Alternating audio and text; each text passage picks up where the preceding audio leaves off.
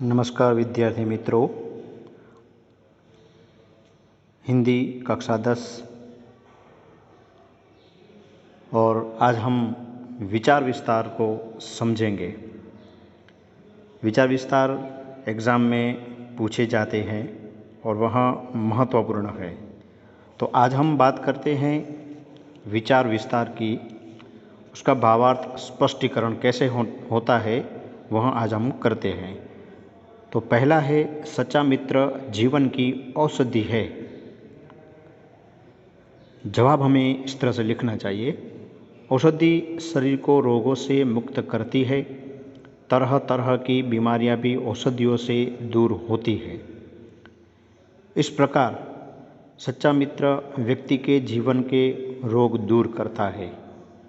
वह उसकी बुरी आदतें छुड़ाता है।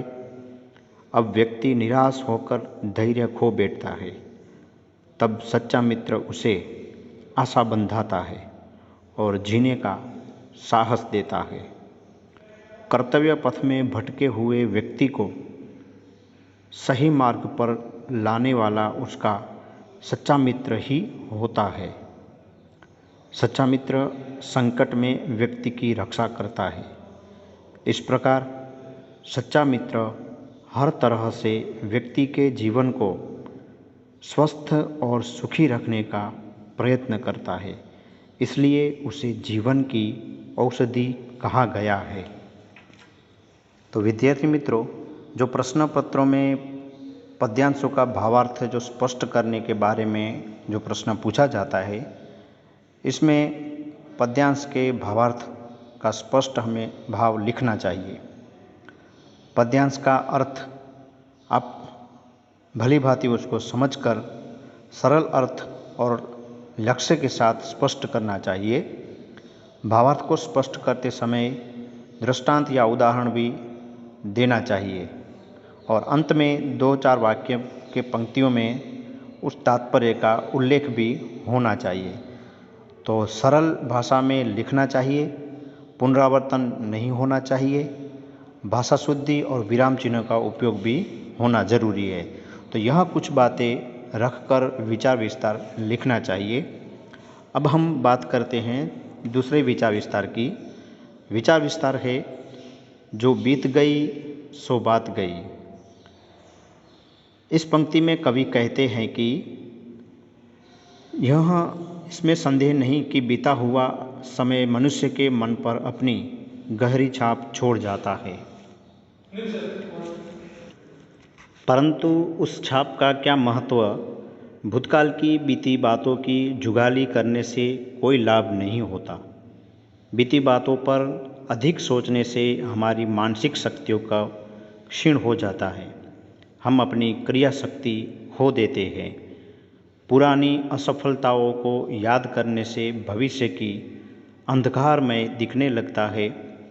सामने कर्तव्य पड़े होते हैं, पर उन्हें करने का उत्साह नहीं रहता। इसलिए बीती बातों को भूल जाने में ही भलाई है।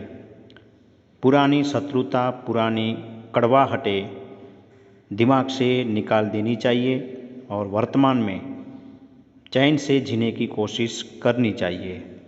हम आशा का आंचल थामकर मन में नया उत्साह लाएं। इससे हम एक नए जीवन का अनुभव करेंगे। इसलिए जो बीत गई सो बात गई। यह उक्ति का यही आशय है कि हम विगत के सूखे मुरझाए फूलों को फेंक कर अनागत के पुष्पों की सुगंध का आनंद लें। अब हम बात करते हैं नई विचार विस्तार की, दूसरे विचार विस्तार की। विचार विस्तार है, कर भला होगा भला। उत्तर हम इस तरह से लिखते हैं कि कहते हैं कि जैसी करनी वैसी भरनी। जैसा हम करेंगे वैसा ही हम पाएंगे। आम के बीज बोएंगे तो आम के मीठे स्वादिष्ट फल मिलेंगे और बबूल बोएंगे तो कांटे मिलेंगे। देने और पाने की यह शाश्वत परंपरा है। इसलिए यदि हम किसी का भला करेंगे तो निश्चिंत रूप से हमारा भी भला होगा। भलाई का बीज कभी व्यर्थ नहीं जाता। यदि हमने भलाई का बीज बोया है तो हमें उसके वृक्ष से भलाई के फल ही मिलेंगे। चींटी ने शिकारी के पैर में काटकर तोते की जान बचाई तो तोते ने उसे डूबने से बचाया। एक ग्रीक गुलाम ने सिंह के पैर से कांटा निकालकर उसे राहत दी तो सिंह ने उस पर आक्रमण न करके उसे गुलामी के जीवन से मुक्त करवा दिया। इस प्रकार की हुई भलाई भलाई के रूप में ही वापस आती है। तो विद्यार्थी मित्रों, यहाँ पर हमने आज 3 विचार विस्तार को समझा, पढ़ा। आगे की नए वीडियो में हम नए टॉपिक के साथ फिर से हाजिर होंगे और जो भी विचार विस्तार हमने आज समझाया है उसको पढ़ा है, आप भी इस तरह से नए विचार विस्तार यानी कि जो पंक्तियाँ होती है उसका भावार्थ समझ के विचार विस्तार आपको लिखना है। तो यहाँ पर आज का टॉपिक हम पूर्ण करते हैं। नमस्कार।